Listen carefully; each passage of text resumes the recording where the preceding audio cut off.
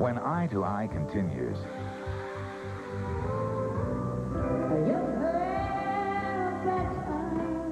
you know the tune. Tonight, you'll meet the woman who lived it. Why should you have the bad times and while he's out having the good times? I don't know, but that's the way it works sometimes. And later,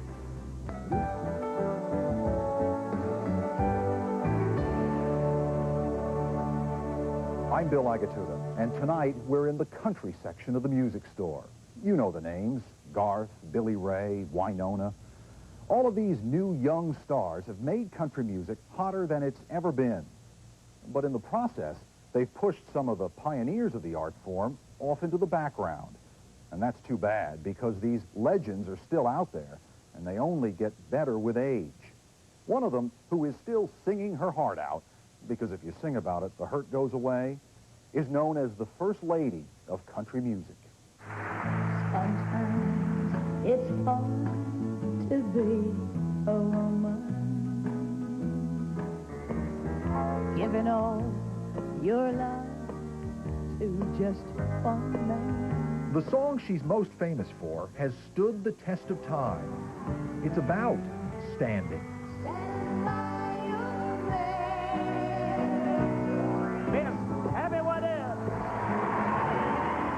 Her throaty twang, words dripping with tears, has been a country landmark for 3 decades. This does not make me old.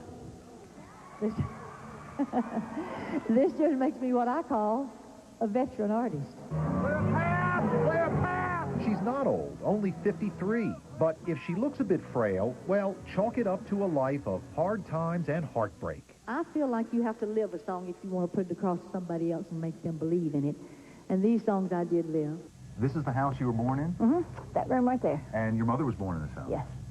Yes, Tammy Wynette was born in a shack with an outhouse in the backyard in Itawamba County, Mississippi. Raised by her grandparents after her daddy died, she sang for fun, picked cotton to make ends meet. Your back hurts so bad you crawl on your knees. And, oh, it's a hard life. When you were living here as a little girl, did you ever imagine that you were going to be living in the kind of place that you do now? Well, no. I didn't know there was houses like mine now.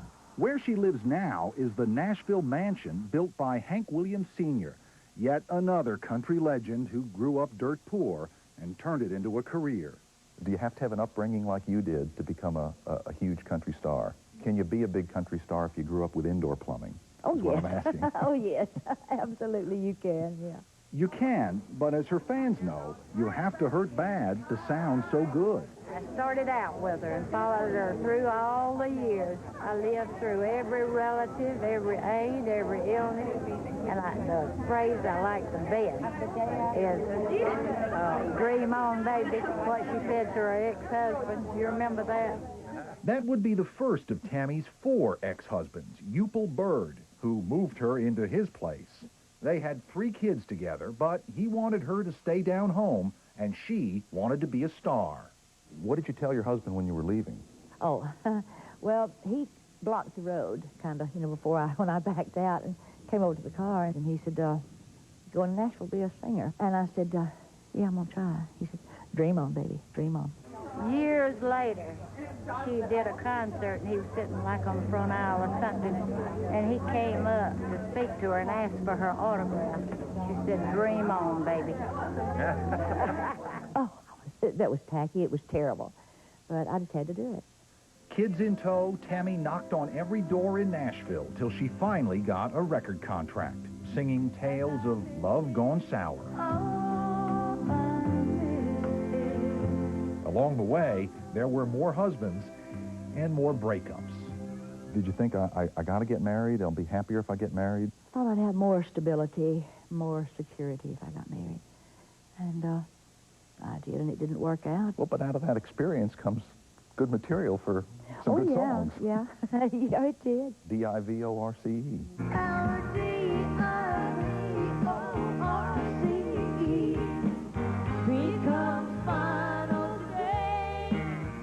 Of all her D-I-V-O-R-C-Es, none was more painful than her split from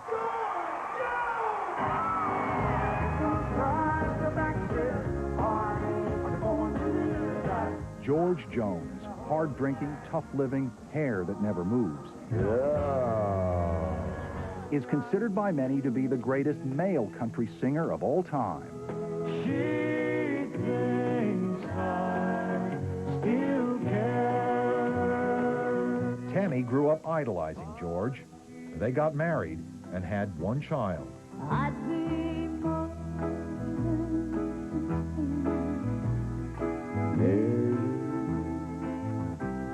Never in country music have you seen a team like that, or ever will. Nothing compares to George and Tammy. I mean, they are Mr. and Mrs. Country Music. Disc jockey Lee Arnold toured with the George and Tammy show. What was it like when they were married and performing together? It was rough.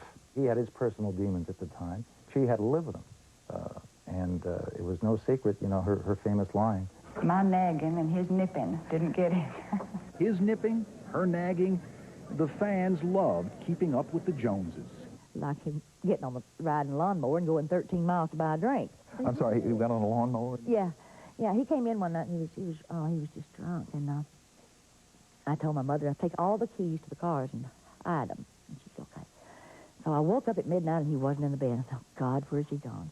I looked around to the garage and the garage door was up and the riding lawnmower was gone.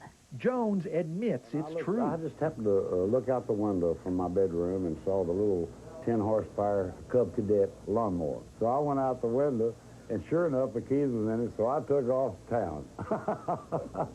There's only one big difference here. He says it didn't happen with Tammy. It was the wife before Tammy. Those days are over. Yeah, you know, they were good old, bad old days. He had his story, she had hers. They were living in a 2-story house. Until, after 6 years, Tammy finally got fed up and left. I gave it everything I could, but then I'm sure, you know, if I'd have given more and given more and given more, maybe it would have worked. But I just was not going to give anymore. Well, maybe he should have given more. Well, that would have been nice. That would have been nice. After all, he's just a man. Sound like a woman who stood by just a little too much? Took 20 minutes to write this song, and we've been defending it now for about 27 years. Defending it against all those big city women, like this one who once said, I'm not just some little woman standing by my man like Tammy Wynette. I thought she was very uncool. I thought she was standing by her husband. That's what I told her when I finally talked to her. When you hear women say they don't like that song, it's because they hear you saying, be a doormat. Yeah, woman should do all the work while the man can be out at night carousing and you know, it drinking doesn't whiskey say that in the song at all. It doesn't say let him use you for a doormat. It doesn't say any kind of abuse or anything like that. She says if you love him, you'll forgive him, and I think you will. Stand by your man. Da da da da da da. As for you, Tammy. Tammy's fans have been standing by her through it all. Maybe because country stars treat their fans differently. They actually get close to them. Like this party at Tammy Wynette's house once a year. She greets them in the beauty salon she has just off her bedroom. As a young girl, she worked as a beautician, and she's kept her license up to date. Hello? She's married to her manager, George Ritchie, now, who's seen her through a history of very poor health. She's had dozens of operations for stomach problems and was addicted to painkillers. Hi, sweetie. How are you today? Some days she has trouble getting around, though she made it to this family reunion. A good luck send-off for yet another grueling road trip. Oh, it's beautiful. The bus is bringing her to Tupelo, Mississippi, and the only thing that still has the power to scare the heck out of her ex-husband, George Jones, who at age 63, also remarried, has agreed to tour with Tammy again for the first time in 17 years. Are you ready? I'm excited, but I'm a little nervous, too, and apprehensive as to how we're going to pull this off tonight. This is country's version of Richard Burton coming back from the dead to make a movie with Liz Taylor. I think we're going to go out together. I think I'll find out when I get over there if that's what George wants to do. But what George wanted to do that night, it looked like, was shake up his ex-wife a bit. He went out first, then cut his solo act short to do this. Miss Tammy Wynette! She was nowhere near ready and had to hustle on stage. Tammy was rattled, and old George, well, he seemed to revel in it. You're up there on the stage with your ex-husband. A lot of women don't even want to be in the same city. Well, I think that's the way we used to feel, but doesn't matter anymore. We've dropped all our bygones, and, or should I say she's dropped hers more than I have, because she had more to drop, I guess. I don't know. By their third appearance together, all those bygones were part of the act. You didn't ask me. You didn't say anything to me. I know I didn't ask you, but you usually go along with everything I... Well, you used to, anyhow. They're both married to other people now, but you talk to a lot of their fans, and the fans believe that George still loves Tammy, and Tammy still loves George. In a special kind of way, I guess. Do you think when they're on stage together now, they're reliving those times they had together? I'm sure there's a moment in time and a certain phrase or a certain part of a song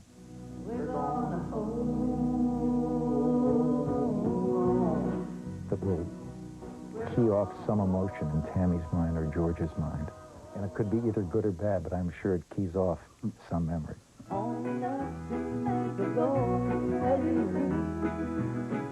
Tammy Wynette's life seems to have come full circle, at least with old George Jones. They did the falling in and out of love thing and put it to music. Now they're living a theme that seems perfect for the 90s. Two divorced people tolerating one another in the world. It sounds like a song.